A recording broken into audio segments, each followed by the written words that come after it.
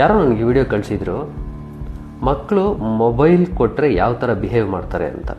ಇಲ್ಲಿ ನೋಡಿ, ಈ ಮಗುಗೆ ಏನೋ ತಿನ್ನಕ್ಕೆ ಕೊಡ್ತಾ ಇದ್ದಾರೆ, ಬಟ್ ಆ ಮಗು ಆ ನ್ಯೂಸ್ ಪೇಪರ್ ಮೇಲೆ ಇನ್ಯಾನಿಮೇಟ್ ಆಬ್ಜೆಕ್ಟ್ಸ್ನ ನೋಡ್ತಾ ಇದೆ. ಅಂದರೆ ಮೊಬೈಲ್ನ ಯಾವಾಗಲೂ ಹತ್ತಿರದಿಂದ ನೋಡಿ ನೋಡಿ ಆ ಮಗು ನೋಡಿ ಮೊಬೈಲ್ ಸ್ಕ್ರೀನ್ನ ಸ್ವೈಪ್ ಮಾಡೋ ಥರ ಆ ನ್ಯೂಸ್ ಪೇಪರ್ ಮೇಲೆ ಮಾಡ್ತಾ ಇದೆ. ಆಮೇಲೆ ಆ ಮಗು ಮೊಬೈಲ್ ನೋಡುವಾಗ ಯಾರಾದರೂ ಡಿಸ್ಟರ್ಬ್ ಮಾಡಿದ್ರೆ ಓವರಾಗಿ ಇರಿಟೇಟ್ ಆಗುತ್ತೆ, ವಿಚಿತ್ರವಾಗಿ ಬಿಹೇವ್ ಮಾಡುತ್ತೆ. ಅದು ADHD ಸಿಮ್ಟಮ್ಸ್. ವರ್ಚುವಲ್ ಆಟಿಸಮ್ ಆಗಲಿ, ADHD ಆಗಲಿ, ಇದಕ್ಕೆಲ್ಲ ಇಂಡಿಯಾನಲ್ಲಿ ಇನ್ನೂ ಪ್ರಾಪರ್ ಕ್ಯೂರ್ ಇಲ್ಲ. ಥೆರಪೀಸ್ ಅಂತ ಮಾಡ್ತಾರೆ, ಅದಕ್ಕೆ ಲಕ್ಷಾಂತರ ರೂಪಾಯಿ ಖರ್ಚಾಗುತ್ತೆ. ನೀವು ಇವಾಗ ಮಕ್ಕಳಿಗೆ ಮೊಬೈಲ್ ಕೊಟ್ಟು ಮಾಡೋ ಒಂದೇ ಒಂದು ಪ್ರಾಬ್ಲಮ್ಮು, ಅವ್ರಿಗೆ ಲೈಫ್ ಟೈಮ್ ತೊಂದರೆ ಆಗುತ್ತೆ. ಮಕ್ಕಳು ಹಠ ಮಾಡ್ತಾರೆ ಅಂತ ಮೊಬೈಲ್ನ ಕೊಡೋಕ್ಕೆ ಹೋಗ್ಬೇಡಿ.